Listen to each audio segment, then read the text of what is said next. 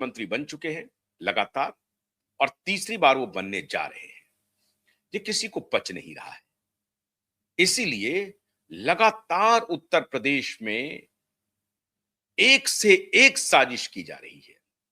कुछ दिन पहले अभी एक वेब सीरीज आई थी, उसके भी निशाने पर उत्तर प्रदेश ही था, क्योंकि सबसे बड़ा प्रदेश है उत्तर प्रदेश।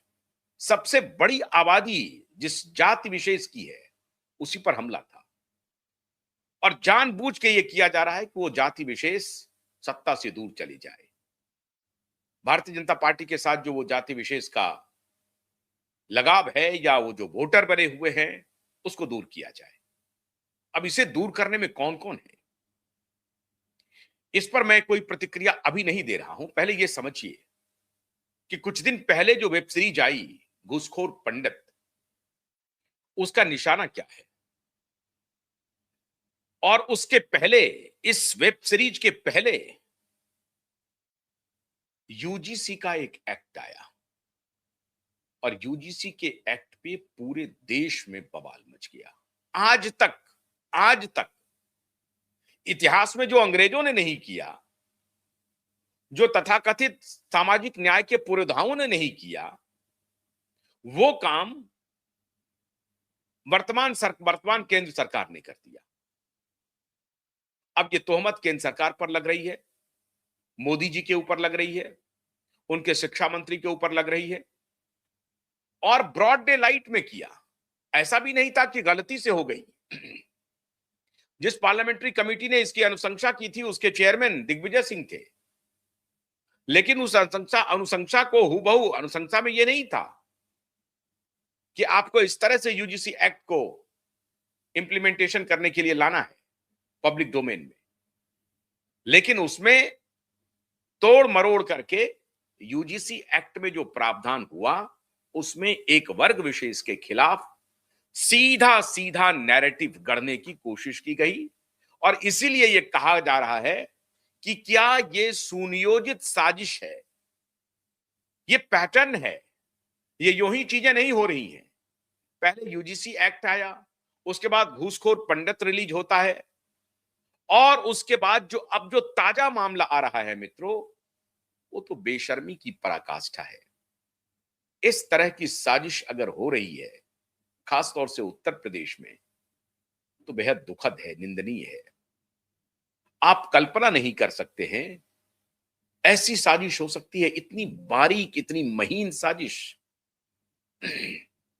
बवाल मचा हुआ है उत्तर प्रदेश में, और इस सबके निशाने पर एक ही काम है, एक ही एजेंडा है कि किसी प्रकार से योगी को रोको, योगी के कुनबे में मतभेद पैदा करो, विद्रोह पैदा करो, और उनका जो वोट बैंक है वो तितर बितर हो जाए। और जब ये छिटकेगा तो दूसरी पार्टियां निकल जाएंगी, और योगी तीसरी बार मुख्यमंत्री नहीं बन पाएंगे। निशाने पर सिर्फ और सिर्फ योगी है।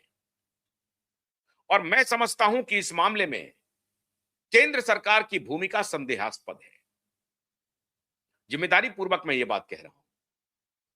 27 में आपका चुनाव है, और अभी चुनाव तमिलनाडु में होने हैं, अभी चुनाव पश्चिम बंगाल में होने हैं, अभी चुनाव आसाम में होने हैं, और उसके पहले यूजीसी का इस तरह का विभाजनकारी एक्ट लागू करना, और उसमें युवाओं को आप पूरी तरह से विभाजित कर देने का प्लान लेकर के आना, जिसमें आपको मालूम था कि यह विभाजन होगा, और शायद केंद्र प्रीम्प्ट नहीं कर सका, कैलकुलेशन नहीं कर सका कि यह बूमरैंग हो जाएगा, यह स्थिति उनके हाथ से बाहर निकल जाएगी। वैसा ही हुआ। उनको आशा थी कि जिस वर्ग के खिलाफ यूजीसी एक्ट में एक्ट बनाने की बात की जा रही है, वो वर्ग क्या करेंगे, थक हार करके हमारे साथ आएंगे। केंद्र को लग रहा था कि वो बंधुआ मजदूर हो गए हैं, वो उनके ही साथ रहेंगे, वो उनका साथ छोड़ेंगे कैसे। तो हमारा जो एक बड़ा वर्ग है, बड़ा चंक है वोट का, उसके तरफ एक टैक्टिकल शिफ्ट करते हैं और एक मास्टर स्ट्रोक चलाते हैं। और उसके भी निशाने पर सबसे बड़ा प्रदेश अगर है तो वो उत्तर प्रदेश है। लेकिन यहां लेने के देने पड़ गए। केंद्र ने यह अपेक्षा नहीं की थी, खासतौर से शिक्षा मंत्री जो माननीय श्रीमान धर्मेंद्र जी प्रधान हैं। और मैं खाली धर्मेंद्र जी प्रधान क्यों, मोदी जी भी इसमें शामिल होंगे और शाह जी भी शामिल होंगे। अगर ये बात सिर्फ शिक्षा मंत्रालय तक है तब तो कोई बात नहीं है, लेकिन अगर ये बात आला कमान के संज्ञान में है तो उनको भी इसका श्रेय लेना पड़ेगा। मैं नहीं मानता हूं ऐसा। मुझे ऐसा जरूर लग रहा है कि ये मोदी जी की अनुशंसा नहीं हो सकती है, ये निचले स्तर पर ये बात हो गई होगी। लेकिन अगर मोदी जी के संज्ञान में रहते हुए इस तरह का एक्ट आया है पब्लिक डोमेन में तो निश्चित रूप से दुखद है, और इसकी कल्पना शायद मोदी जी ने और शाह जी ने नहीं की होगी और मामला उल्टा पड़ गया, पासा पलट गया। देश भर में आंदोलन हुआ और वो विशेष वर्ग जिसके खिलाफ ये एक्ट लाया गया था, उस विशेष वर्ग ने अपनी ताकत दिखाई। अब ये हुआ कि जब वो विशेष वर्ग जिसके खिलाफ उसको लग रहा था कि हमारे खिलाफ एक्ट है, तो जिनके समर्थन में ये एक्ट हो रहा था उन्होंने भी मोर्चा खोल दिया। अब ये दुधारी तलवार हो गई केंद्र के लिए। एक नाराज, एक को खुश करूं तो दूसरा नाराज, और दूसरे को खुश करूं तो पहला नाराज। ये दुधारी तलवार पर केंद्र पहुंच गया। और उसके बाद फिर एक वेब सीरीज आता है घूसखोर पंडित, फिर बवाल मचा। नेताओं ने संज्ञान लिया और खासतौर से उत्तर प्रदेश में संज्ञान लिया गया इसका।